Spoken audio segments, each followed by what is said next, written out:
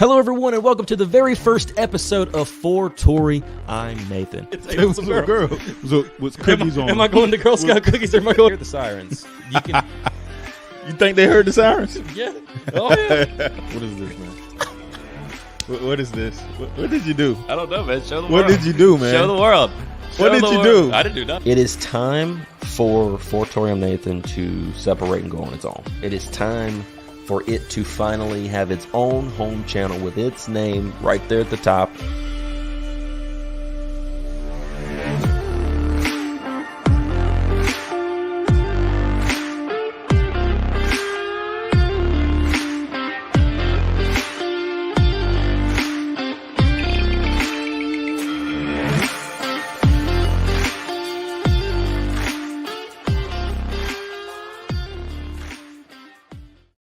Hello, everyone, and welcome in to another episode of For Torrey. I'm Nathan. Episode 38 is now upon us as we are a couple of days later than we normally are. Normally do this on Thursdays.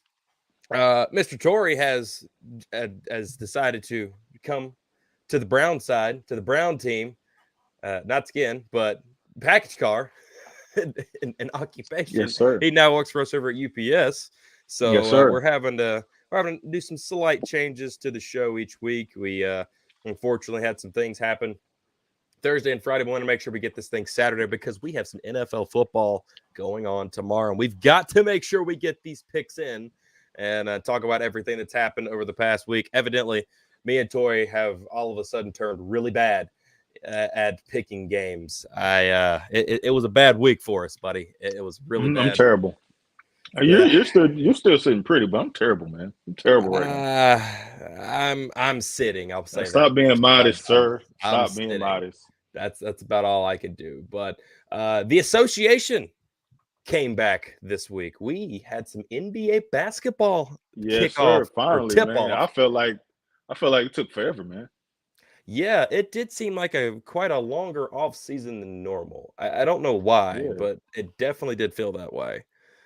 We had two great games tip off this NBA season as the Los Angeles Lakers tried to get a little bit of revenge on those Denver Nuggets, and Michael Malone, I think more importantly, outside of everybody else, because we all know the lovely tension and everything that got created out of that this past off season.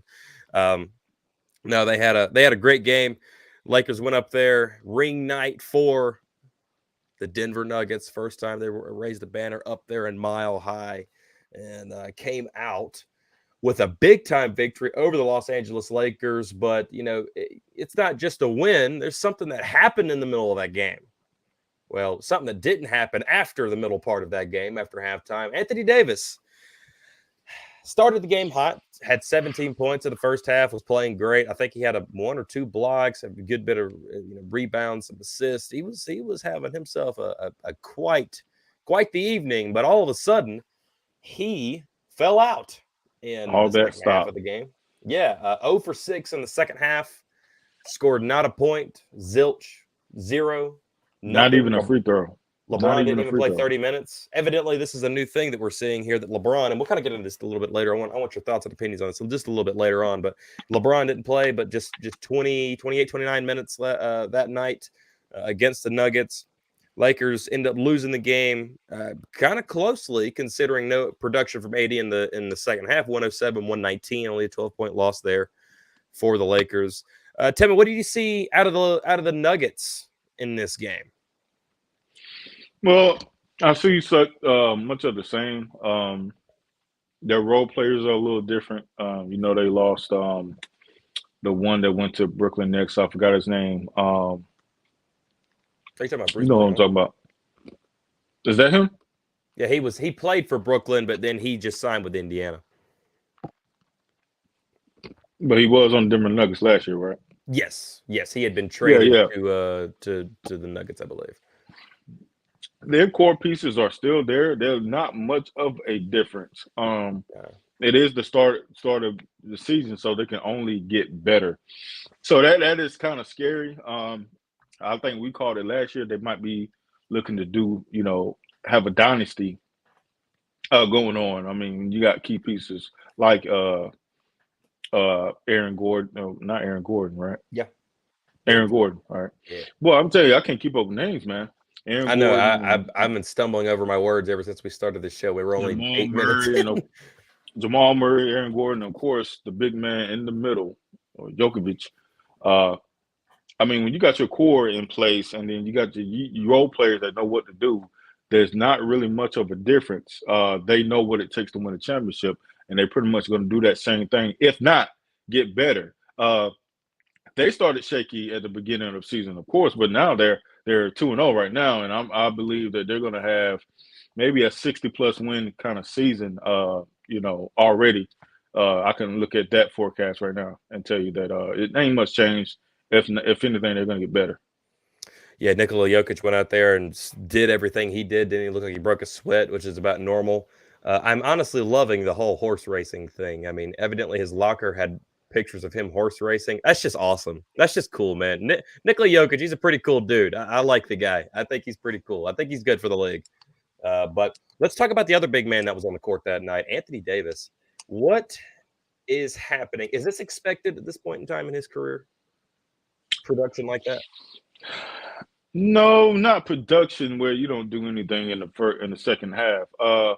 You are there. You have a key role in being the star of the team. They said LeBron handed you the keys. You should produce something. You Well, should he's trying. I think he's trying to. He's still got the keys, but he's sitting here like, take them, please. I don't know. This has been he's had this in and out thing for about 2 or 3 years now. Whether it be injuries in and out, whether his play be in and out, whether he doesn't show up for one game and then the next game. Oh my God, this is the AD we were talking about. I mean, to start doing that game one, it's kind of crazy. But at the same time, I wouldn't get all bent out of shape. That was the first game. I wouldn't hold too much weight on it. Right now, it's the beginning of the season, man. Let everybody get out what they're going to get out and get into a rhythm. You got to get your rhythm first, man. That's the first and foremost. I'm not too much worried about it, but being that you are the star of the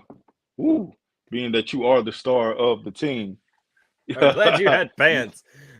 I'm glad he had pants. Man, I lost my name. Yeah, always. Hey, they taught me, man. They taught me a long time ago. No matter what, wear pants. Oh my goodness. I love they. I love the panel of they. That's good. Yeah. They told us, man. Well, no matter what, wear pants, man. But I had this gnat mess with me. I hit the table, and then the whole thing fell. So, yeah, it happens, man. It happens. Man, one gnat can tear down this show, man. This is bad. Yeah, man. Yeah. One little gnat. Oh man. But now as we can go ahead and kind of foremention here that Anthony Davis did come out the next night. I think it was the next night or the day after. Mm-hmm. I think it was Thursday. Thursday, he come back out 2 days later and got the Suns and put up, I think, 30 or 30 some odd. If I'm not mistaken, had a great game. So, we'll see what the story of Anthony Davis over the past couple of seasons, especially last year in the postseason for sure, was the fact that you had AD for a couple of games and then you didn't. Even though he was there, you didn't have him. And then after everything that happened in the Nuggets series, LeBron played his heart out, played amazing. And Anthony Davis kind of dropped the ball big time during that series. We all heard the chants going on in the arena, who's your daddy, talking about, Mike Malone, referencing him being the Lakers daddy, if you will, using some innuendos there. But, Anthony Davis talked a lot going into that first game, a lot. We're ready. Me and Bron, we're ready. We're ready to go see those guys. We're ready to go face them. We got some revenge on our minds. And then he put up that performance. If I'm Anthony Davis now, I'm not saying anything else. I think I'm done talking. Now, Bron went out there and played his heart out. Bron in his 21st season, in his first 2 games, has looked amazing. I don't know how he does it. I don't know. I just don't get it. This is just awesome. He's just like, yeah, I'm just going to keep playing basketball, man. I mean, he don't even he thinks about it. He's just, man, I'm going to go play basketball. It's whatever. It's whatever I do. I mean, did you see the pass. It was a full court pass. A Suns player tried to throw to KD, and Bron just went up and got it and tipped it. I'm like, what? Yeah, that's amazing. For him to still have hops like that, dude. wow, Yeah, brother. I mean, He's going to he turn had 39 in about 2 months. 40. He'll turn 40 this year. You sure? I thought it was 39. We're there, brother. He turned Check 39 this year, 40 next year. I check it. It's either 39 or 40, but I thought it was 40. Yeah, but yeah. Go ahead, double check that. I seen it. It was 39. Remember, he started at 18, man. So I mean, 21st. He turned 39 this year. Yeah. He turns the age during the towards the beginning of the season. Yeah, it's 30. December, somewhere in December. He turns 39, then he'll be 40. They say Junior, little Ronnie gets into the NBA, LeBron be about 42, man. Yeah, man. Well, there's hoping he's going to be a one and done, and we did see that he was intending to play for USC this year. I'm very curious to see how that goes. Speaking of which, this is going to be for the Hill brothers a little bit later on, but I have to make a covenant with myself. I will not overreact to an exhibition game. I will not overreact to an exhibition game. I won't do it. I will not do it. North Carolina won by 50 in their exhibition game and looked amazing. It just a beautiful. I will be there. I'm so excited. Vlogs coming for that very, very soon. Anyway, back to the professional basketball at hand. Let's talk about the other game. The Phoenix Suns take a trip down to San Francisco. This is the first time that Kevin Durant has played against the Golden State Warriors since, he wore a uniform for them. That's the first time he's played in San Francisco since he's wore a uniform. The last time he was in that bill, or last time he was, facing that team or on the court with that team, it was when he was in a uniform in there back in 2019. That's amazing. Think about that. First time this is the first time we saw LeBron and KD match up since that same year in that Christmas Day game. They haven't matched up since. KD has never played against Golden State since he left. This is his first time. He just had that game. A lot of firsts, man, it's happening from that year. It seems like the NBA is starting to pick back up where it left off. It's pretty good. I'm glad it's back. We're glad it's back here. But Kevin Durant and Devin Booker, by the way, Devin Booker playing the point is going to be amazing for this team. I don't know if you watched any of this game. I caught the highlights. And I caught the highlights tell you, dude, and Kevin Durant didn't even play well. Like, he had a bad shooting night, really bad shooting night. And, they didn't have Bradley Beal. They didn't have him the first two games. But Devin Booker went out here, dropped 32, man. Dropped 32. He was 3 from 8 from the three-point line. So you want to add, you push that up just a little bit more. But 8 assists, 6 rebounds. I mean, if you can get that out of Devin Booker consistently, and that offense was flowing too, just moving around, and you could definitely tell there was an emphasis on some defense here for Frank Vogel's known as he's the defensive coach, so it was good to see the Phoenix Suns, who was having some issues with defense last year, albeit kind of got going a little bit. They got a little ways to go, but I think it's going to be a pretty solid season there in Phoenix. Tell me what you think about them. Oh man, I knew it was going to happen. I think we touched on this last year. Somebody had to be the point guard for the Phoenix. I think either you or me mentioned that Devin Booker could, but he kind of had to change his game up. And basically he had to be a shooting point guard. A point guard that handles the ball, and if he needs to go get his own shot, he can. If he needs to pass, he can. And Devin Booker showed that he could pass. He was making fake jump shots into passes a few times to get those guys open. He even made the little, new role players that they have in Phoenix offense. He made those guys look good. That could be really dangerous for a guy, that's 6'6" and can shoot it without having the ball in his hands. He can fill the stat sheet and score 30s and 40s every night if he wants to, and he doesn't really have to have the ball in his hand at the beginning of the shot clock. So for him to, have the ball and do all that, I mean, he looked just as good as Chris Paul when he was there. But on the other side of that, you got Chris Paul and the Warriors. And he's supposed to be Steph Curry and the Warriors, but I said Chris Paul and the Warriors. Well, tell me this, brother. What does that say about the Warriors? They lost the game. What did you see from the Warriors in that aspect? Honestly, I see a team that is definitely undersized. I think I don't think I really saw that and understood that as much as I do now. They're pretty undersized. And if they're going to compete in the West, think about it. Let's just name off a couple of teams in the West. The Denver Nuggets, the Los Angeles Lakers. Those are two really big teams. These teams are big, man. Not to mention you've got the Phoenix Suns, who's added some depth and some size there. We saw that in night one. Yusuf Nurkic in there, Kevin Durant. He's pretty tall guy. Yusuf Nurkic, just to name a couple. Even I'm not even contenders in the West. Let's look at let's look at the Minnesota Timberwolves, Clippers. Those are big teams, and if you're going to be able to tell me the small ball that Steph and Clay and Dre, now adding Chris Paul to this mix, is going to be able to continue the small ball lineup where they're able to just run and gun and just out hustle you, okay, I can understand it a little bit better. But at this rate, now obviously it's just a couple of games that we've saw them. And Steph had to score 40 to get over the Sacramento Kings last night, I believe it was. I see this team in some trouble where either somebody's going to get hurt, Steph or Clay or Dre, or somebody's going to get, or God forbid, Wiggins. Honestly, God forbid, because you need that young bouncy kid. You need that guy. But this is going to be an interesting time. Steve Kerr's going to have to coach this year. Steve Kerr has got to coach, and he's going to have to coach hard this year. And I think it's going to be interesting seeing personalities. I want to see when things aren't going too well, what happens between Chris and Dre. I want to see that.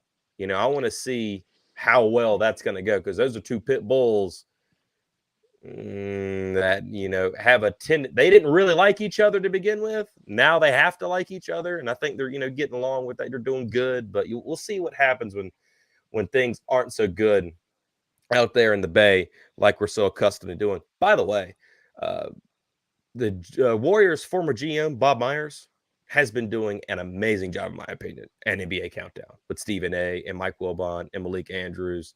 That has been awesome. I'm not gonna lie. Really good insight by that dude. You could understand why he was so good at his job with the Warriors, 12 years with the Warriors, and we saw what that turned into. Really, really good. What did you think about, real quick, what do you think about the whole new look ESPN right now?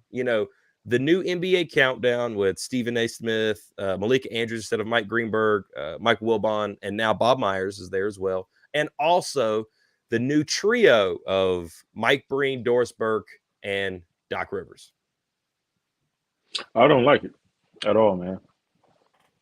I don't understand why you changed it. Yeah. Yes, and all those guys you named are good. They're good. I mean, Doc Rivers, Doris, Bob Myers, like you said, gives insight. Malik Andrews, Stephen A. Of course, they're good, but they was good in their own entities, and their in their own way, and how they gave it to us, how they gave them to us. I don't know why you took my two people off, man. Yeah. It's like I grew up with those guys, man. Wow, I mean, you got the little sayings, it's just Mama, it's hard. there goes that man. That's what I'm saying, man. Like, I'm talking about 2000, 10, 11 is when they started that, and you just grew up. You seen the championships, you seen the runs, you seen the teams made, and they was the voices behind that, and you got used to it. And then Stephen A. is inserted any and everywhere now. Of course, he got his own show, First Take, but that kind of falls back a little bit, just because of everything that's been happening. So he's inserted every which way. He was on the ACC network at a Miami game a few weeks ago. I'm just saying that's what I'm saying. So to me, ESPN, I think ESPN is still trying to find their way and see what works. I don't know I don't, you might know this, but I don't know the true problem as to why they laid off so many people and decided to change up the personalities. Yeah, I'm really not sure there. That is something I'm sure there's plenty of information out there for it. I just haven't really, to be honest with you, I haven't really cared enough for it to Hmm. look into it myself. I do miss the trio Yeah, of Breen, Van Gundy, and Mark Jackson. That right there was an amazing trio. That right there, you could change up NBA countdown. I actually like countdown. All right, it's cool. I can deal with that. But I don't like the new trio. And no discredit to Doris Burke or Doc Rivers. Doc Rivers, we all know, is a Hall of Fame level coach, won a championship. Doris Burke is an amazing reporter. She does it a great job. Amazing. Uh, she's really good. She's even good on the call at times. But do I want her every week? I mean, I can't imagine this year's finals. I'll put it that way. This year's finals just will seem very different to me. You know, yeah, and yeah, Mike Breen had been having some issues, I think, during last year's finals or the year previous. So he kind of missed a few games and had someone else fill in for him, and it already felt different. Felt yeah. different then. I'm like, I don't know. Maybe it'll grow on me. Maybe it will. But so far, I'll take countdown. But the trio, I just don't know You if don't they get that. You flow don't together. get that same spice that Yeah. that the original trio had. Man, you had Van Gundy with saying whatever he wanted to say, and Yeah. he said it how he felt, and then you had Mark Jackson with his spice on everything. I mean, it just felt right, man. Then Mike Breen, of course, bang. I mean, if I don't get some bang in my little NBA my little Yeah. NBA my little watch or whatever. I don't get no bang a couple times. I don't know what I'm doing, man. I can't watch it. I can't watch it right. You know what I'm saying? So it just was magical when they came up with that. You had something, man. And now you just don't have that. It's different now. It's like totally different. Yeah. You don't have to reinvent the wheel. That's all I got to say Yeah, about it. yeah, You just yeah, don't have to yeah. reinvent the wheel. Anyway, That's crazy. let's move on a little bit. Let's talk about some more NBA action that's going on. And currently, probably the biggest topic in the NBA right now is once again about James Harden. We all know. Where do I start? Okay, I guess we'll do a little bit of a flashback real quick right here. Hmm. James Harden and company was having some issues over the past offseason. Him and Daryl Morey, longtime friends, longtime GM, relationship there. Got James Harden out of OKC, brought him to Houston, gave him everything he wanted. He left and went to Daryl Morey left and went to Philadelphia. James Harden wanted out. He went to Brooklyn when he really wanted to go to Philadelphia. Then he ended up getting his way out of Brooklyn to Philadelphia. Reunited, everything's good, kosher, and grand. And then all hell broke loose this past offseason. Something happened during the offseason. Don't know what, but what was speculated. We don't know exactly what was going on, but what was speculated. And I understand there's been so many more reports and it's about confirmed, but we don't know until one of them says this is what happened. And all thing we have, from one of those accounts is from James Harden saying, Daryl Morey lied to me. Well, what did he lie about? Supposedly, he had reportedly had lied about a contract situation for James Harden in the offseason where he was supposed to get the max. Now, I've heard there's two forms of the max. There's the max years and then the max money. So we don't know what max we're talking about here. Maybe it was a combination of both somewhere along those lines. I don't know. But evidently, James Harden was promised the max from Daryl Morey, and Daryl Morey decided not to give him that, which he decided to, okay, bump that.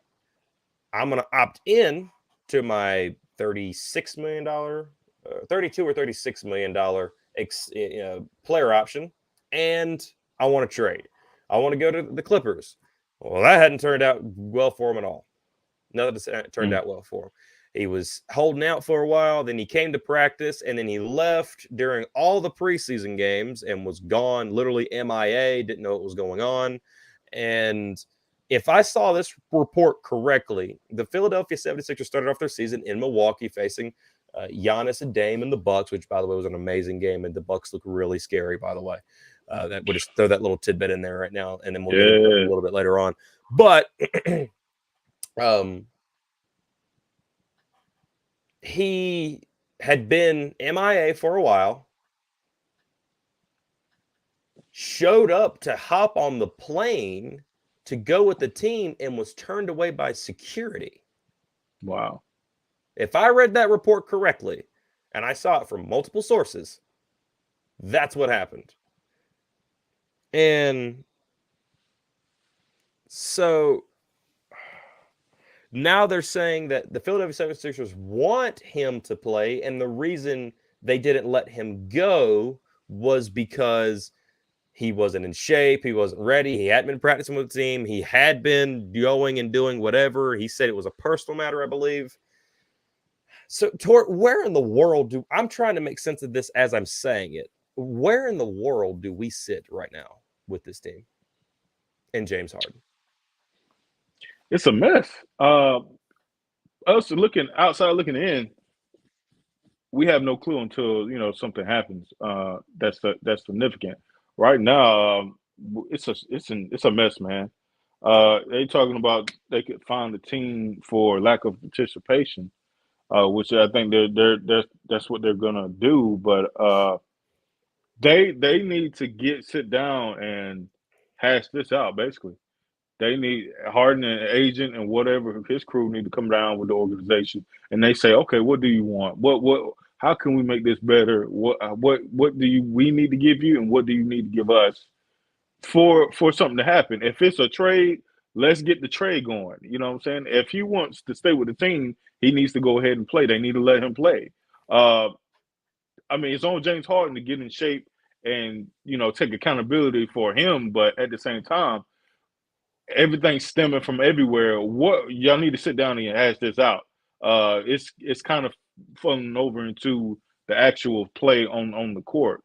Because you don't know, you're waiting on James Harden. You got a position open for James Harden. You run plays through James Harden and all that, but yet all that is stopped. And Nurse is doing the best he can to kind of hold his team together. They lost to the Bucks, but and it wasn't like they got smoked. No, I mean 76ers held their own. Game. So 76ers held their own. So I mean, to add James Harden to that, I mean, are they a legitimate team with James Harden? Yes, they can be, but they need to take care of this mess now. They should have had this taken care of before preseason, man. I'm gonna be all the way honest with you. But right now, because of what you're seeing right now, it's a mess, and I couldn't tell you who coming and who going, man. Yeah, and evidently the Clippers have reached out to the Philadelphia 76ers about a trade, but the problem is okay, James Harden's a good player, right? He's a good player. Is he still the player of 2017-18? No, but you're looking at last 2 or 3 seasons, man. It's just been a mess with him. He hasn't really lived up to that. He hasn't lived up to that. So I'm gonna say no, he's not. Yeah. So right now, the Philadelphia 76ers are valuing him at that capacity. They want first-round picks. I know of at least one, maybe two, but I know for sure they want at least one and some type of player. They really want to bring Terrence Mann over. And if I'm the Clippers, I'm not moving Terrence Mann. Terrence Mann has become a really big bright spot for them. And they feel like they're like a point guard-ish type player away. But honestly, Terrence Mann has kind of turned himself into that. He's kind of like the Tyrese Maxey of the Clippers. So that's happened. So obviously the Clippers aren't making those moves. We're saying, no, we ain't doing that. No. And that's why, trade talks have stopped. If you're the Philadelphia Sixers organization, if you are Daryl Morey, all right, Torrey, you're Daryl Morey today. You ready? Yeah. What do you do right now? Find another team that will trade him. Get him away. Get Do him you still away from go this for madness. the first round pick and whatnot, or are you going to lower the price? Yeah, you can go because you don't know what teams, how other teams look at James Harden. Maybe they, have all that to the side and say, okay, that's just mess. If we get him in our culture, if we get him in our squad, maybe he'll be the James Harden. Because remember, he had 2 40-point games back to back in the playoffs. That's the James Harden we know. So he's had recent play where we see the James Harden of old. So teams might be looking at that. So you try to hash a deal. You negotiate back and forth. If you can't get the first round picks, what players can you get him for? So if I'm Daryl Moore, I say, hey, let's see what's on the market, James Harden. Maybe if it's not Clippers, there's 28 other teams, buddy. There's a whole market. Let's get a deal. Let's get this going. Get you away, get you happy, and let us focus on the rest of the squad, Embiid, Maxey, and the other squad, and Nurse, and make sure we're good for the season. And that needs to happen now, while it's the beginning, while everybody's still trying to find themselves. Yeah, I'm right there with you. I am right there with you. It's time to get this thing going. It's time to get it moving because the only thing it is for the team is a distraction. And I'll tell you, Nick Nurse had that Philadelphia 76ers playing really well. That team is playing very well against the Bucks. This is we look at the Bucks as maybe a top 2 team in the Eastern Conference, if not the team to beat in the Eastern Conference. And the 76ers lost by a buzzer beater by Dame Dollar, who had dropped 39 total points on them in that game. And if you add James Harden to that team and he's legitimately bought in, you've got a problem in your hands in Philadelphia. Philadelphia moves back up into that 3 seed spot right now. So I don't know, man. This is getting interesting. We're going to see how this plays out. Something tells me we're going to see some type of restitution of this by this time next week. I just have a feeling this right here is going to get settled, and they're just going to say, what, screw this, whatever, and get it out of there because it is a distraction. It's a distraction to the team, and it's a distraction to really the league, and it puts a bad spotlight on the league. And Adam Silver has already talked about he doesn't like this type of stuff, so I'm pretty sure he's going to want to get it. He's going to want to get it taken care of as quick as possible. So, one last thing: anything you saw over the past couple of days you want to talk about? Anything that you've caught your eye over the NBA that you're like, this is pretty cool.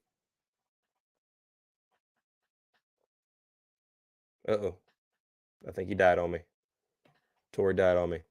It's okay. You get right, brother. And I'll get taken care here. You can't hear me. I'll go to solo show and just here. Hi. Hey, yeah, how's everybody going today? Hey. Anyway, I'll tell you some of the things that really gotten me excited over the past couple of games is I am actually really liking the play I'm getting out of the Charlotte Hornets right now.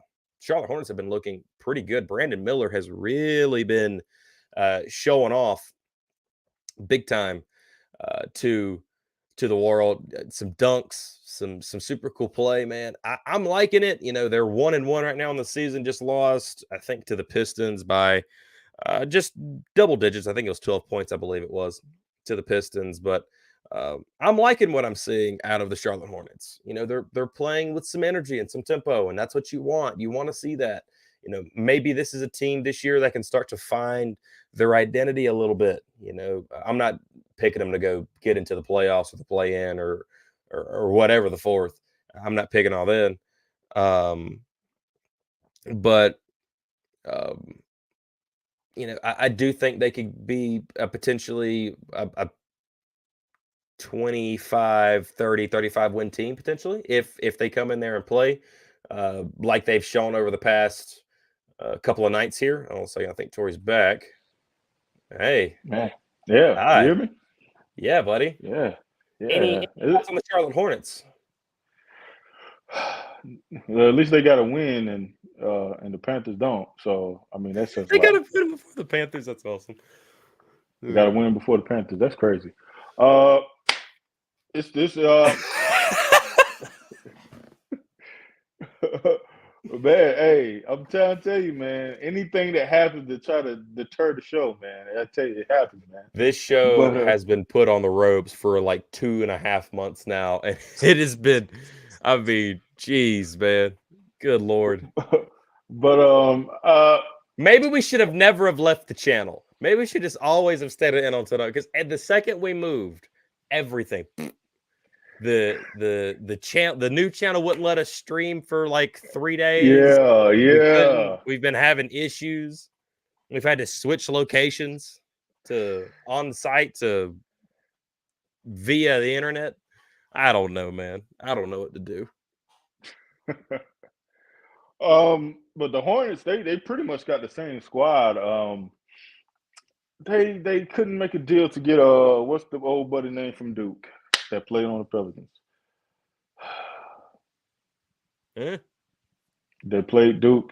He was on Pelicans. He's always injured. He's injured more than AD. Oh, you're talking about Zion, who looks like a Yeah, beast Zion. so far this year. You know, the first Right. couple of games. We'll see. I wish they would have got that deal made, but they really got the same squad. LaMelo had an injury not too long ago, but he's back. I'm glad they got a win, but to me, the forecast, you're gonna get much of the same. I don't know if they're gonna get over 500 wins this season either. No, Something's got to change, man. I think they're, I think wishful thinking, they get 35 wins. Yeah. I think that's the bar you're set at. That's the top tier. You have probably achieved and overachieved at that point in time, which I'm fine with. The Charlotte Hornets have been a team that's been winning games in the teens and early, just over the 20 win mark. So I'll take, if you can get to 27, 28, 29, maybe even 30 wins, I'm excited for you, because I'm like, okay, there you go. Now we can move forward from there. Any more bright spots in the association really quickly?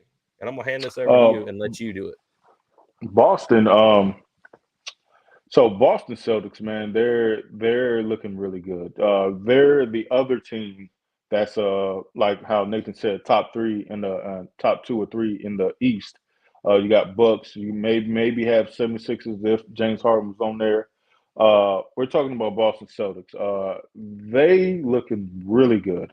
That offensive dynamic is what they really needed.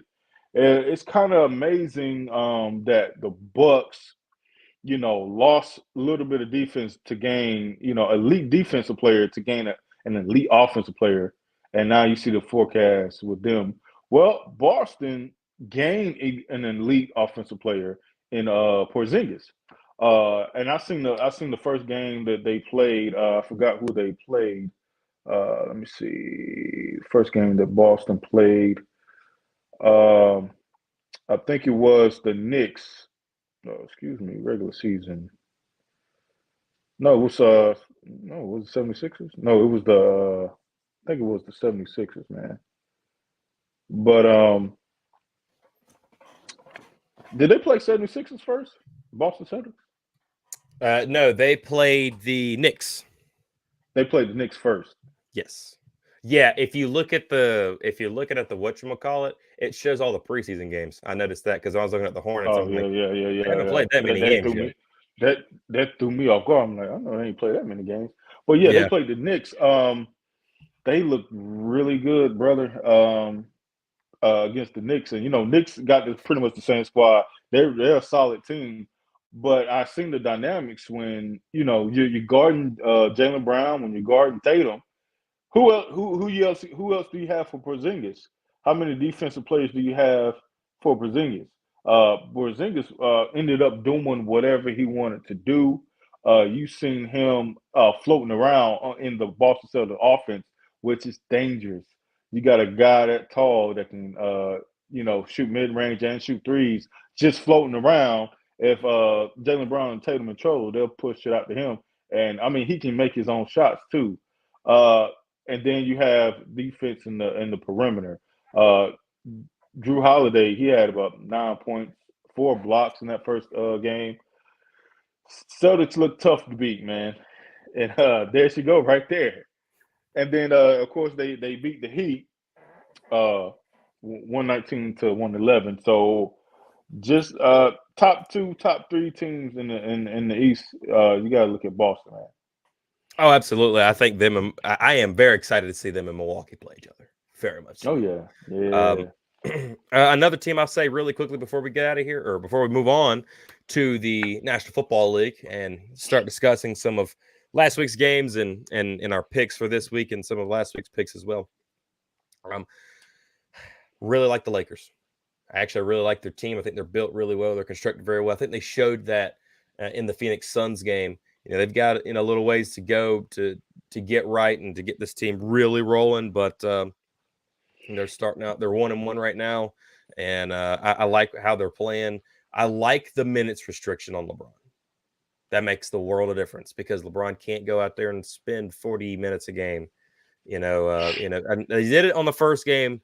They didn't do it for the game against the Suns. They let him play, but I believe they'll kind of stick to that a little bit more. That's a statement game. You get a win over the Suns this early in the season, kind of gets that ball rolling. That and you don't want to start 0-2. You do not want to start 0-2. It just helps get the ball rolling for the team. So, but yeah, I like the Lakers. I like their build. I think the pickups they made in the offseason are really, really, really good and strategic. And I think they're going to be a pretty solid team in the Western Conference, and we'll see how they mature going up Christmas Day. I forget exactly who they play, but Christmas Day matchups are always big time matchups. They're always fun. They're always unique. You always get the biggest matchups.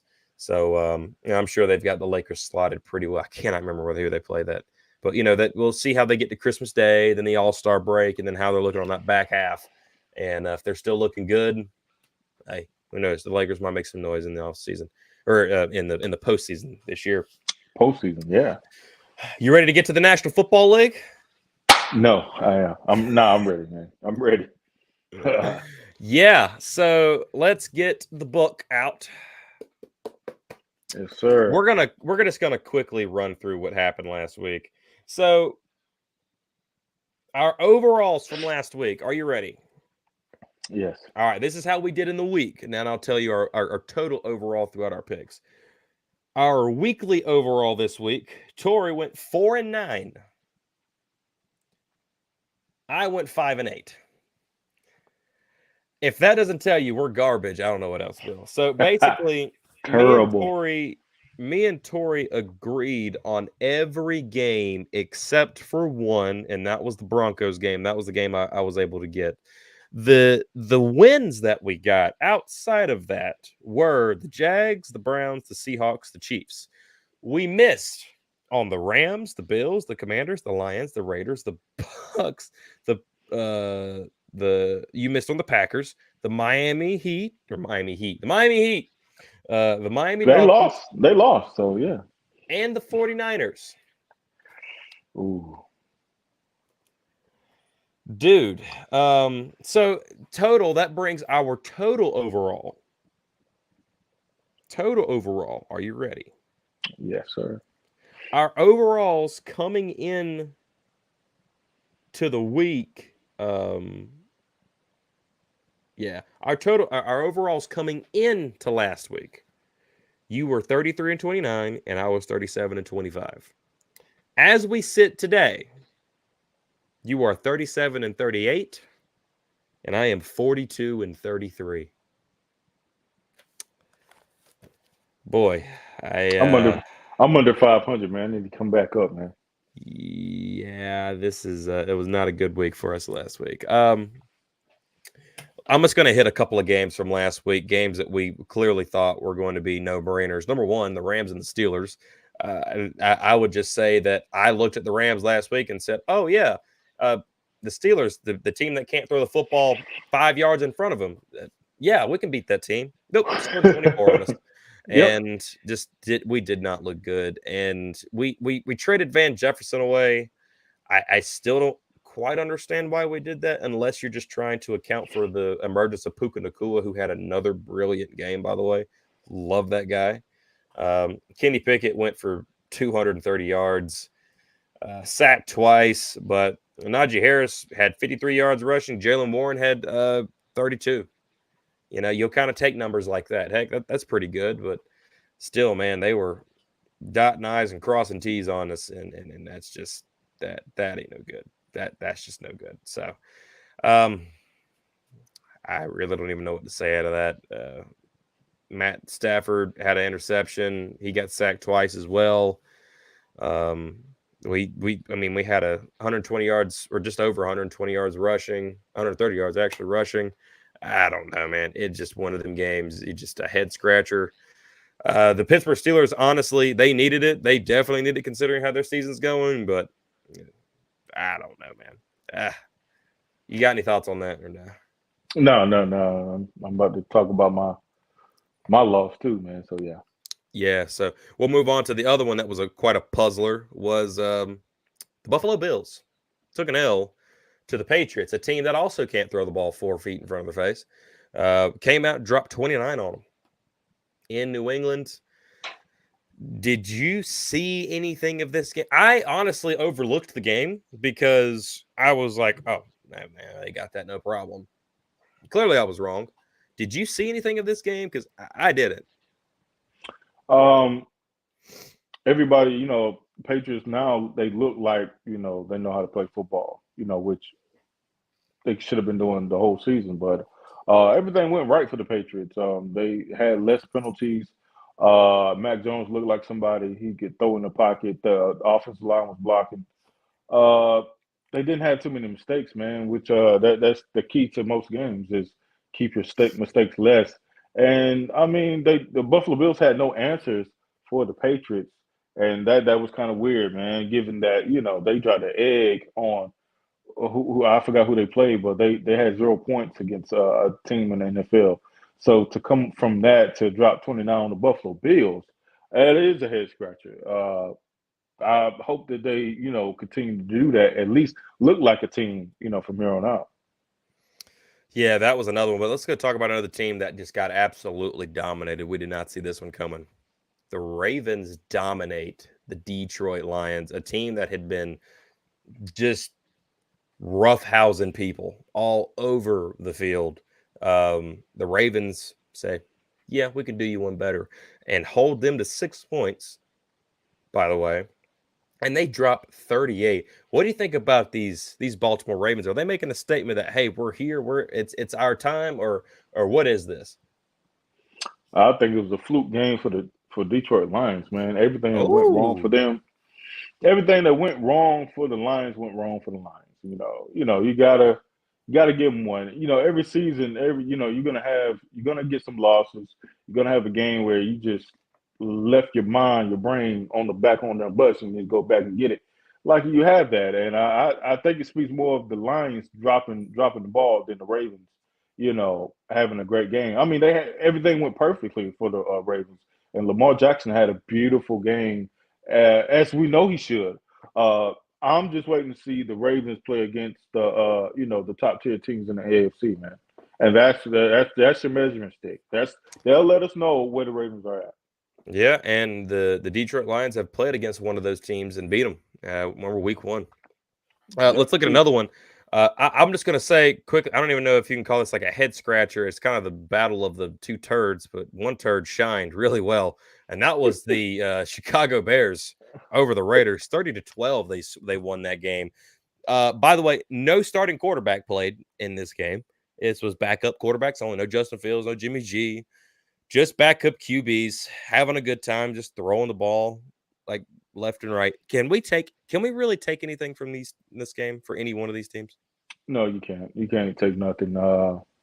Bears end up getting the win, which they needed. They just needed a win. So Yeah, I two and I, I five now in could the I, season. yeah, I can't summarize it for you. This doesn't really tell me anything about either team. Yeah, that is a who knows? Maybe the Bears are back. Let's go Bears. Let's go Bears. We got them. Come on back, Bears. Yeah. All right. Let's talk about the other kind of. Now, I'm not going to say this is a head scratcher, but I don't think we expected this out of the team. But we both picked the Miami Dolphins to head on up to Philadelphia to face the Philadelphia Eagles and go get a win there. Now, we weren't expecting some 70-point blowout, anything like that. We were expecting a solid win here. This is twice now that the Miami Dolphins have dropped games against very superior teams. going all the way back to the Buffalo Bills game where they lost 48-20, and also now as they went up to Philadelphia and lost 31-17. Is there something now to be said that maybe the hype on the Miami Dolphins should be just pumped just a little bit? Yes. Yeah, it should be pumped just a little bit. You're graded by the kinds of teams you play and the kinds of games that you have. That's how you grade it. That's how it's always been. If you're not going to beat a decent or elite team, then you're just average wild card. Here I come kind of team. So I mean, Miami had their chance, and now they just look average. They look like an average team. Yeah, they And look I like think a team that can really beat up on the no names of the world. right, and I told you it said more about the Broncos than it did for the Miami Dolphins. That game, that 70 to 20. It said Yeah. more about the Broncos defense than Miami's offense. Although Miami offense has a high power offense, it's just it didn't show up for Buffalo and it didn't show up for the Eagles. So hey, what can you do? Yeah, so yeah, their schedule gets real interesting after this. So they have the Patriots next week, and then they'll have the Chiefs in Germany week after that in Frankfurt. Then they'll play the Raiders, the Jets, the Commanders, these games that they can win, the Titans, the Jets again. Then they have the Cowboys, the Ravens, and the Bills to end off their season. So, we'll really see a lot about this team, coming right here in the following weeks. And last but not least, let's get to that Monday Night Football game where the Vikings took on the San Francisco 49ers. Evidently, the 49ers quarterback Brock Purdy decided to go for a little tush push, and he got his head cracked. And it looks like he out for the He's still game. questionable. He's still questionable right now as it sits. Sam Darnold will be the starting quarterback, but there's still hope. They're still waiting to see by game time if they're gonna let Purdy go. They're still sitting there saying that he could play, but right now Sam is old Sammy boy. He's gonna take the reins and try to beat them Bengals. Yeah, I what do you think about that game, man? Going into that, because I mean, this is a heck of a week to not have your starting quarterback. Yeah. Well, I mean, Bengals still trying to find themselves. Macaulay Culkin still trying to wake up. This might be our chance to, take a win from what's supposed to be a superior team, and at least get that going. We should have all our players back. It's just Sam is the one that's is going to be maybe Sam can work in that offense just like any other quarterback, like Purdy or like Jimmy G or like Trey Lance. So we're going to hope for the best. I hope that they clear Purdy and let him come back. Yeah. Do you want to rush him back though? I mean, y'all, you're a one-loss team now. That's it. 2 losses. We lost to the Browns. We lost to the Vikings. That is right. The Browns. That's right. Yeah. I don't know, man. That's an interesting call. We'll see what they do. Personally, I don't think Purdy will play because you don't want to get him cracked even more. Says top headlines up. 49ers quarterback Purdy clears protocol to start versus Cincy. He might be playing. He clears it. So, what about the update on Deebo Samuels? He should be good for this game too. So he should be good too. Yeah. So Deebo's back. Yeah. I know Christian's already back. Trent Williams is good too. Yeah. Mm-hmm. Okay. All right. Well, that leads us into week 8 of this fresh national football season. Dude, it's already week 8, man. We are. Yeah, man. I mean, it's just like college football's halfway through. Well, over halfway through now. By the way, a lot of games going on right there. I have to. I got to wait till 8:00 for ours, but we'll see how that goes. Yes, Kat. She keeps touching me. She touches my arm like every 5 seconds to let me know she's here. I guess. I don't know. She was over there. She was over there playing in that window over there, man. I don't know if you saw it. She was all in that window. Yeah, on live, babe. On I live. didn't even see that. That Yeah. doesn't surprise me one daggone bit. I real with you. It does not surprise me one bit. She's a nut. She's a nut, but she's cool. It's just me and her this weekend, so everybody's done left. Anyway, so the Thursday night game has already been played. The Bills beat the Buccaneers 24-18. Solid game by the Buffalo Bills, but also I think the Buccaneers are a lot more disrespected than they should. You know, I think they're a solid team. They're decent over there. They're a team you got to go out there and beat. And I think the Buffalo Bills game really showed that. It was a testament to the Buccaneers. So we will not count that game in there. So everything else is going to be Sunday through Monday. Are you ready, good sir? I am ready, and I'm gonna I'm gonna go like maybe 1 or 2 losses, man. So I'm ready, man. I'm All going. right. The Los Angeles Rams take a trip down to Dallas. Dallas opens up to the 6.5-point favorites. I'll go first. I look at this game, and you know the Rams have their moments where they can play really, really well, and then they have their moments where they can play really bad. They're coming off a loss last week. I think that's going to energize the guys, but I do ultimately believe the Cowboys will get a much-needed win over the Los Angeles Rams. Give me the Dallas Cowboys. Let me get them Rams, man. They coming off that loss, man. And I think they just like us in the division, in our division, we got a bone to pick with Dallas too. Let me get the Rams, man. They're gonna copy us and whoop the hell out of them. Give me the Rams. Oh man, I thought you say he's only going 1 or 2 losses there. I spoken as a Rams fan. There's the one. Anyway, the New England Patriots take a trip down to Miami. Miami opens up as a 9.5-point favorite this week. Tell me who you like, Torrey, out of this game. I like Miami, man. I'm not going to fall for the, oh, we got a good game finally. We had a great game last week. No, I'm not going to fall for that. Really, give me Miami, man. The Miami's still solid. They just played 2 good teams to get their losses, man. Give me Miami. Yeah, I like the Miami Dolphins in this one as well. I think they're going to come out definitely energized and pissed off because now they've blown 2 games against top-tier teams. They need this game. It's a division game. They need to go win this. I picked Miami to go out there and get it myself. Jets and the Giants playing each other inside of MetLife. This is technically a Giants home game, but oh man, the New York Jets actually opened up as a 3-point favorite in this game. The Giants last week got a much-needed win over the Washington Commanders. Their defense kind of stood up a little bit against them.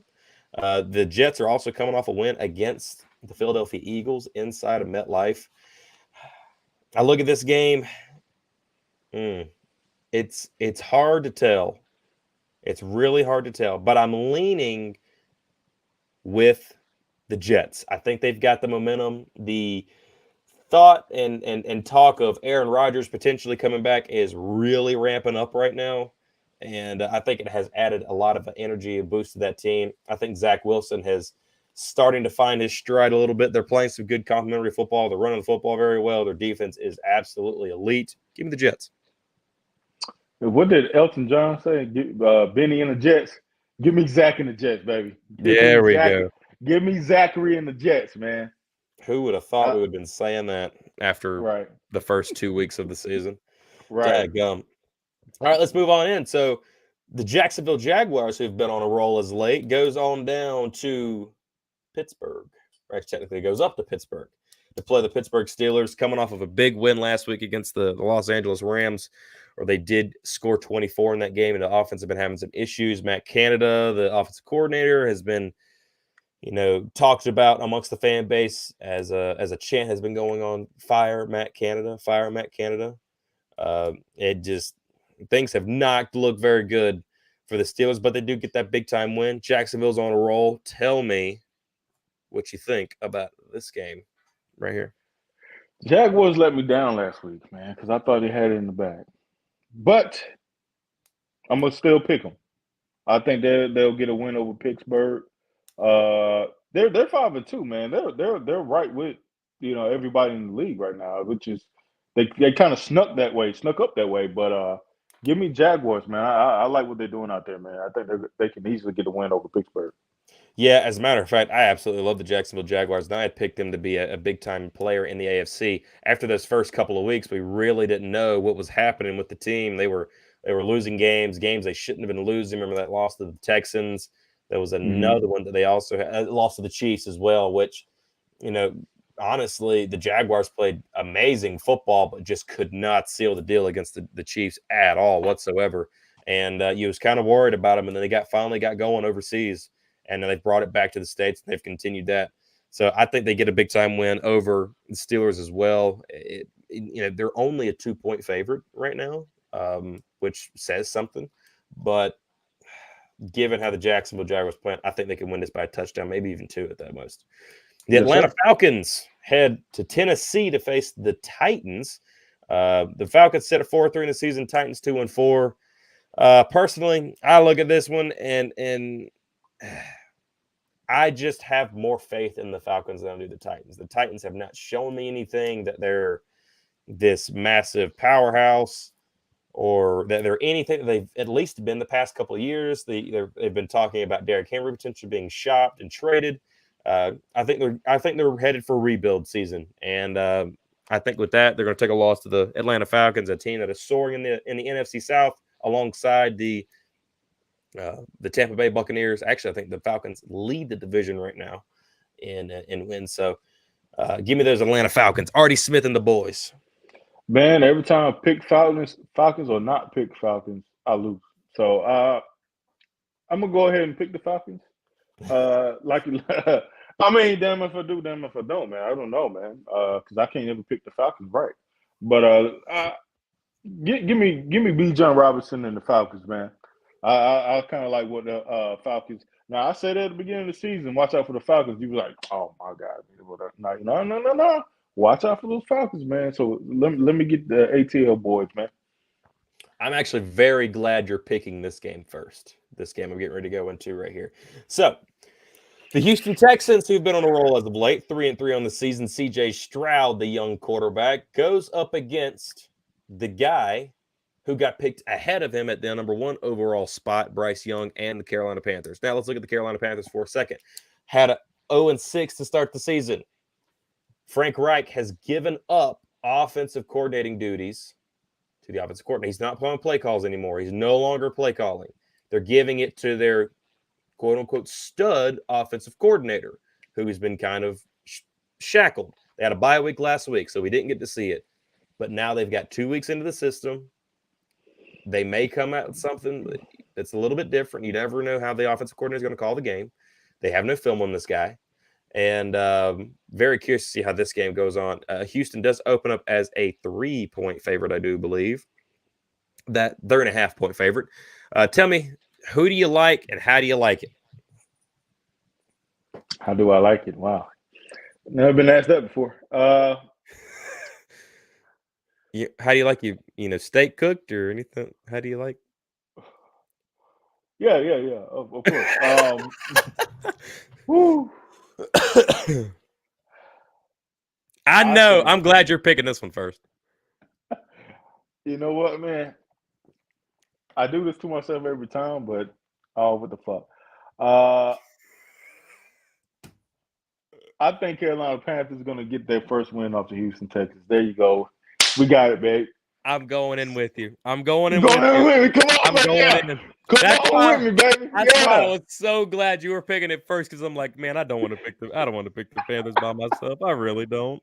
I'm picking the Panthers, man. If they're gonna get a win, man, this is a chance. Man, I don't think we should do it. The pen ain't working no more. Get you a different pen, sir. Write it down. Maybe the pen is trying to tell us something right now. Write it down, sir. There we go. Maybe this is a good one. I don't know. There it goes. That one writes. Yeah. Oh, man. I believe in you, Panthers. Y'all can do it, man. Yeah, the defense has been playing really good. The offense just needs to get it together. And now that offensive play calls have been handed over to their offensive coordinator, and Frank Reich is kind of taking a step back a little bit, I'm curious to see what the Panthers do. I think they could definitely get their first win this week. It would be a big time win for them. They'd be one. They're the only team that's winless right now. The only team, and they definitely need to win. They need to get something good because they don't have like a lottery pick this year at all. Where they traded it away to the Chicago Bears. That's why Chicago's right now, I think, selected to pick 1 and 2 right now. In the draft this upcoming year. And so the Panthers need a big-time win. They need to justify some of the changes that they've made during the offseason. And very curious to see at what those Carolina Panthers do right up the road from us here. The Minnesota Vikings head to Lambeau Field. They're coming off a big-time win over the San Francisco 49ers where Kirk Cousins just looked like he was playing absolutely great football. No Justin Jefferson. The Packers have been struggling of late. Got those 2 early wins. They're now 2-4 on the season. Personally, I like the Vikings in this game. I think the Vikings are starting to find something there. I think Kirk Cousins is on a mission because he's heard, he's going to get traded. He's going to get traded. He's going to trade it. It's time for them to tear this thing down and rebuild it. And I think Kirk got a little pissed off about that, and he took it out against the San Francisco 49ers a little bit. Last week, played one of the best games I saw him play in quite some time. Give the Vikings in this game. I'm going to take the Vikings too, man. I don't like what I'm seeing from the Packers, man. They're like going on a skid downhill, man. 4 games, losing 4 games in a row. And then you're going to come up to a team like the Vikings who are tricky and who has a good quarterback in Kirk Cousins. That's going to be kind of hard to beat. That's not the game you're going to come back from. So give me the Vikings. New Orleans Saints head on up to Indianapolis to face I always want to say Baltimore Colts, and I don't know why. I was never alive during that generation. I just don't know why I do it, but I do it. The Indianapolis Colts, New Orleans opens up as a 2.5-point favorites. Both teams are 3-4 here. Anthony Richardson, as we know, is gone for the rest of the year with that shoulder injury. Last week, the Saints had a almost near comeback effort against the Jacksonville Jaguars, and the Colts just barely got beat by the Browns. I think these two teams are quite even, in my opinion. Torrey, what you think about this one? I'm taking the Saints, man. I'm gonna go ahead and take the Saints, man. It's kind of hard to distinguish between the two and actually make a pick. So I'm going with the Saints just because everybody's the spread. They're saying that their Saints have them beat a little bit. So I'm gonna go with the Saints, man. See where we go. Yeah, as a matter of fact, man, New Orleans opens up as a 2.5-point favorite. I think the Saints have been playing some absolutely great football. Derek, I know there's some issues going on with Derek Carr right there, and some things that hadn't been going right there. Some miscommunication. Chris Olave got arrested and everything, and given everything that's going on there, I'm actually picking the Colts. Give me the Colts. I'm riding them. Gardner Minshew and Minshew Mania. I like it. Josh Downs is absolutely amazing over there for them. Absolutely love that, man. They got our kicker, unfortunately, Matt Gay. We don't have him in LA anymore. He's over there just kicking 40-yarders. We picked up Brett Maher, who missed like 14 field goals already. That's why we released him this past Thursday or whatnot, Wednesday. Thank God. I have no idea why we trusted that guy. And I just not a big fan of that. So yeah, I like the Colts in that game, and it is in Indianapolis. Now, another game that we saw earlier this year, division game in the NFC East that we saw earlier in the year, was quite a nail biter in Philadelphia as the Eagles go to Washington to face the Washington Commanders. Commanders coming off a bad loss last week against the Giants. Scored 7 points. Sam's playing great. He's just getting sacked all the time. Philadelphia opens up as a 7-point favorite. We saw Philadelphia kind of start to get themselves going. They kind of had a weird early stretch, to start off the season where they just didn't look right. Now I think they really found themselves in those throwback unis last week in Philadelphia for their fans. And with that, I think the Philadelphia Eagles come into Washington and handle business against the Washington Commanders. I hate to say that because I like Sam Howell. I like the Commanders team. It's just something's just not right there, and I don't understand why. Their offensive line is putrid. The play calling seems to be off. And Ron Rivera looks really bad right now. And Eric Bieniemy's kind of starting to get a little question mark thrown at him just because of the play calling in there. So give me the Eagles against the Commanders. And I agree with you, my brother. Give me the Eagles. They Eagles still. I mean, they know how to squeeze out a win. At the end of it all, man, they know how to squeeze out wins. I don't think they'll have any kind of problems against the Commanders. Oh man, I just I want the Commanders to win some ball games, man. I'd like to see the Commanders do something.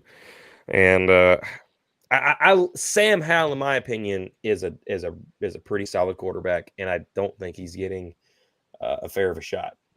Mm-hmm. You know, and he's really, I mean, he's showcasing his talents, but man, they're going to beat the living crap out of this dude before it's over with. Anyway, Cleveland heads over to Seattle to face the Seattle Seahawks. Now, Seattle actually opens up this game as a 3.5-point favorite at home. Torrey, what do you think about this one? To me, this one's kind of hard to call. Yeah, it's another hard game to call. But I'm gonna go with Seattle, man. They as a team, they look better than the Browns.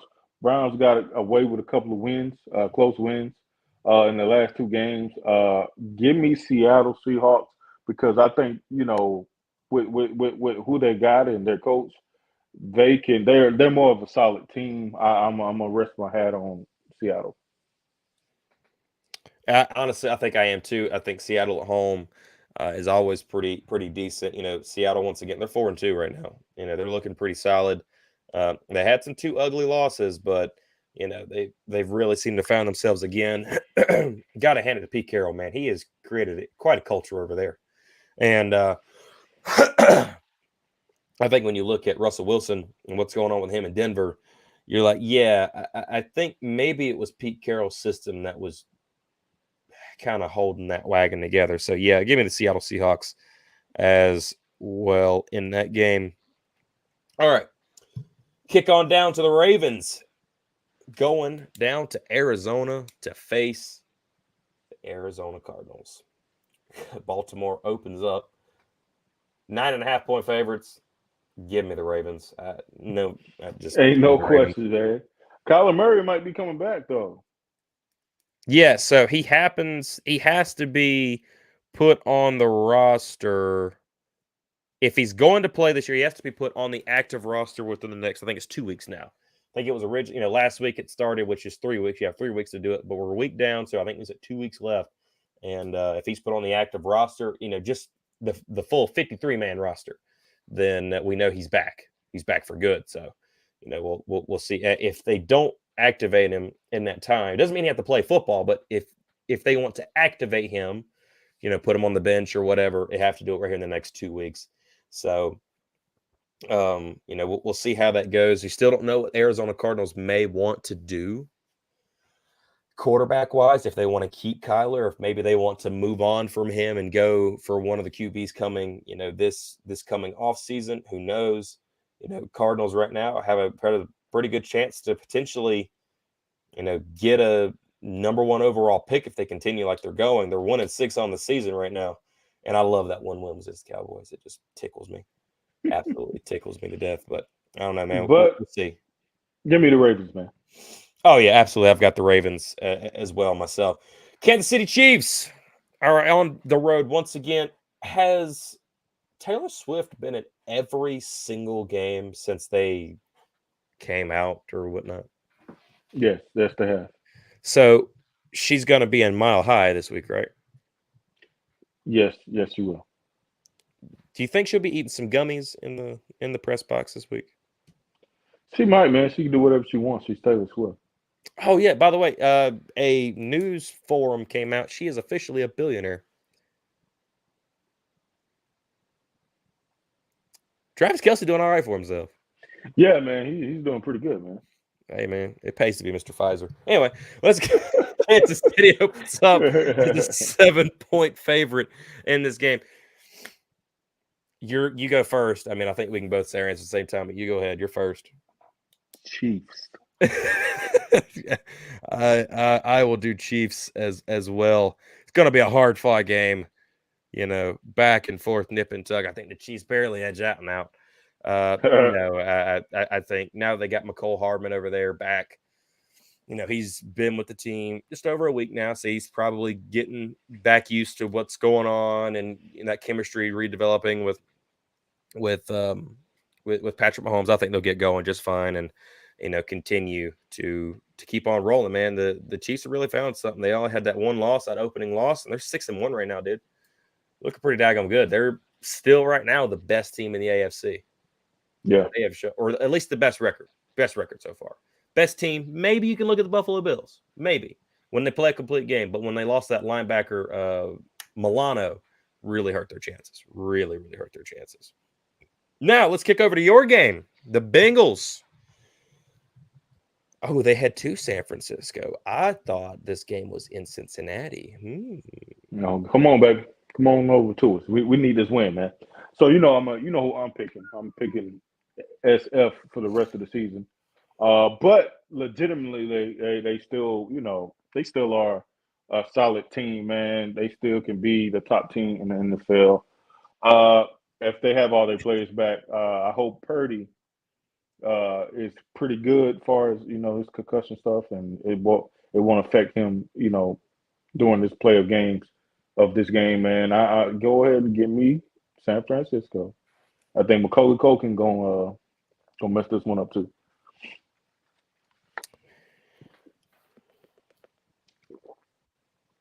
I hate you, man. That's why I hate you. See there? See there? I'm not gonna lie, man. This is a hard game to pick. Now, before I saw that this game was in because I thought it was in Cincinnati, I really did. Before I saw that it was in San Francisco, I was picking the Bengals. I said this game, because to me, this game is more important to Cincinnati. They're 3-3 on the season. They need to continue to win games, especially big time wins to get themselves, definitively in that playoff hunt. That way they're not sitting towards that on the hunt area. They can't really afford to continue losing games, especially in the AFC that we're seeing right now with the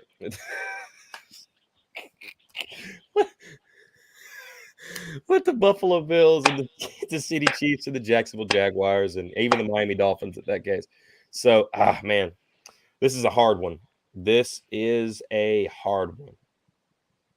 But you know what? We picked differently in two games so far. We're going through. Give me the Cincinnati Bengals.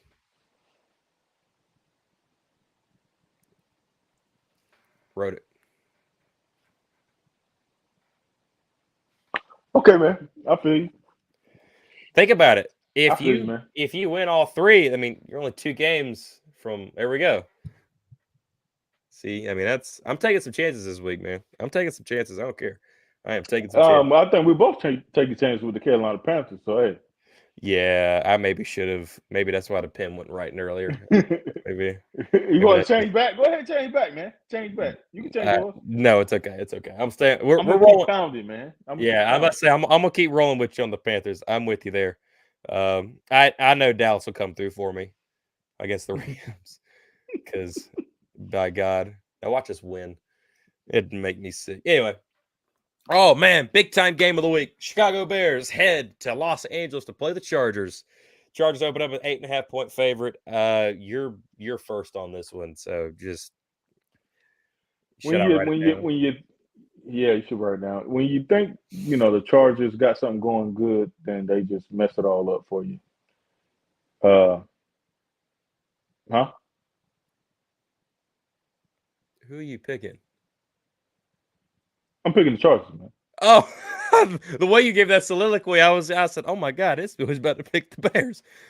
Wow. No, I said I'm a little shaky on it, but yeah, I'm gonna pick the Chargers. Man. Yeah, that's what I was saying. I am too, man. I'm a little shaky on Chargers. That. I'm going Chargers as well. Now, I didn't realize they're still 2-4 on the season. Yeah. Mm-hmm. Yeah. So both of these teams definitely need to win, big time. But I think I still don't know if Justin Fields comes back. But just because Justin Fields isn't there, and they scored crazy on the Raiders, I don't automatically expect the Bears are going to be world beaters now. I just don't expect that. I'm sorry, that's just me. It's a Sunday night football, man. Jesus. Come on now. Can you not put the Bengals 49ers as like the Sunday Night Football? Put them in the 8:20 slot instead of the 4:25 slot. I mean, come on. I mean, that would be a better game than Bears Chargers. You kidding me? Yeah, we already had that 8:20 slot though. Get it back. I don't care. I mean, you put the Cowboys on Get it Thanksgiving back. every year. So, I mean, come on now. Anyway, and the Raiders head to Detroit on Monday Night Football at 8:15 on Monday, October the 30th. It's November next week, dude. Yeah. Next November. Wednesday, right? Yeah. Yeah, next Wednesday. Yeah. Dadgum, dude. We're there already. But honestly, I think the Lions come out here and win this game. I don't know if Jimmy G's back this week. He might be. I'm not really sure. I haven't kept an eye on his status. I haven't heard anything of him coming through. They already are open up as an 8-point favorite. I think the Detroit Lions are going to be really mad at their performance last week. And I also think that the fan base is really going to be loud. Those tickets prices have really soared for that place. Yeah. Pretty awesome. Roar. Give me the Lions, man. Give me that big old mane, that blue mane, and give me those Lions, babe. All right. As we look at the piece, and I'll show you this here. You can kind of see it there. Yeah, for a second, I started to write in there. I started to write the Browns, and I was like, what am I doing? And scratch that out real quick, put the Seahawks. So I was like, oh, Jesus. I mean, I know he ain't. So we differ in 3 games? We differ so far. First game, Rams. You picked the Rams. I picked Dallas. And then you picked the Saints. I picked the Colts. And you picked the Niners, and I picked the Bengals. Those are 3 games that we differ on this week. I think that's the most we've differed. We differed on 4 games. On 4 games before. 4 games. What was it? Last week or week before last? Week before last. Week before last. Yeah, and during week 5, I got them all. I got it. I've got books and everything. And I even got like UNC stuff here. I keep my stuff loaded, man. Oh. I am rocking and rolling. Love this thing. Just absolutely freaking love this thing. But yeah, well, so far you're 37-38 on the season. I'm 42-33. That margin could be a lot closer come next week after Monday night. We will see. Obviously, me and you will know before everybody else does. We'll see how it goes. I'm looking forward to it. More NBA action coming. I mean, I think every day this next couple of, I think it's just about every single day, up until Christmas time, give or take, maybe a day off here and there, when there's not games slated at all. But NBA action's going. We'll keep an eye on all the content and everything coming out of that, all the storylines and media that comes out of that. And the NFL keeps on rolling. Let's look at college football right now. Let's see if we got any upsets right now in college football, because college football is live and happening as we're speaking right now. Get over here to all right. Oklahoma and Kansas. Number 6, Oklahoma and Kansas. Oklahoma's only by 1, 21-20. That's a big one right there. Indiana's giving Penn State a run for their money, but I think they're going to close this game out. Top 25. That's the only 2 top 25 teams playing. 3 top 25 teams, and then Florida State's beating Wake Forest. So, you kind of expected that. And let me kick over to all FBS games. Just kind of take a look here. Texas A&M is stomping South Carolina. No surprise there. Yeah, South Carolina is really, oh my God, Clemson.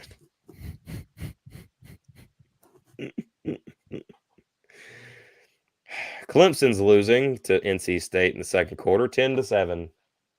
Of course they are. Come on, man. Kansas State destroyed Houston. Good Lord. Kansas State was on a roll last year in football, but not so much this year. I don't know what's going on with them. Boston College gets the win over UConn. And any games that's over right now? Dude, the fact that Virginia Tech blew out Syracuse blew my mind. Absolutely blew my flipping mind. Both teams are 4-4. Think about this. We played Syracuse a few weeks ago. They were 4-1. They had played Clemson the week before. That was their first loss. They were 4-0. They were 4-0 before Clemson. They played Clemson, lost. North Carolina, lost. Florida State, lost. Virginia Tech now lost. They're now 4-4. How quick you can fall in college football. That is amazing to me. And Virginia Tech, both the Virginia teams, Virginia and Virginia Tech, played god-awful. Now Virginia Tech's found themselves. We saw what Virginia did last week. I was in the building for that junk. I almost bought tickets. I was almost in Atlanta for tonight. I'm not lying. I was that close for being in Atlanta tonight. That close. I'm scared of that game. I don't like this game. Georgia Tech always, I don't like it. If North Carolina goes out there and whoops Georgia Tech, I'll be excited because Georgia Tech's actually a low-end, really good team that just has a quarterback that can turn the ball over, unfortunately. If you put pressure on them, that's if you put pressure on them. But I think they're like 11th in the nation in pressures, which means like that dude very rarely gets pressured. So, there you go. So, I don't know, man. College football's rolling on. Not too much longer. It'll be done. This is the 8th game for North Carolina. Dadgum. Yeah. Where's it going, man? Moving along like it's supposed to, baby. Yeah, basketball season is coming. I get to be in the Dean Dome for the very first time ever. I'm so excited for that, dude. And what game is that? That's to be Radford. Radford, not this Monday, but the following Monday. Cool beans. November 6th. Looking so forward to that. That is going to be an experience and a half. We're going to have a good time. Chill out and watch North Carolina hoops, man. I never got to do that in my life. So, anyway, well, we're going to get out of here. I want to thank you all for watching. Thank you all for being here. You enjoy your afternoon, good sir, and sit back. You too, brother. Watch. You too, brother. Yeah. I'm actually going to go play some tennis right here in just a few minutes. Oh. I love some tennis, dude. Absolutely. Gonna go play some tennis, hang out, chill out for a little bit, and who knows what we get up into. Anyway, thank you all for watching. Thank you all for being here. And for Torrey, I'm Nathan, and we'll see you all next time. Hello, everyone, and welcome to the very first episode of For Torrey. I'm Nathan. It was a girl. Was cookies on? Am I going to Girl Scout cookies or am I going to hear the sirens? You can. You think they heard the sirens? Yeah. Oh yeah. What is this, man? What is this? What did you do? I don't know, man. Show the world. What did you do, man? Show the world. What did you do? I didn't do nothing. It is time for Torrey and Nathan to separate and go on its own. It is time for it to finally have its own home channel with its name right there at the top.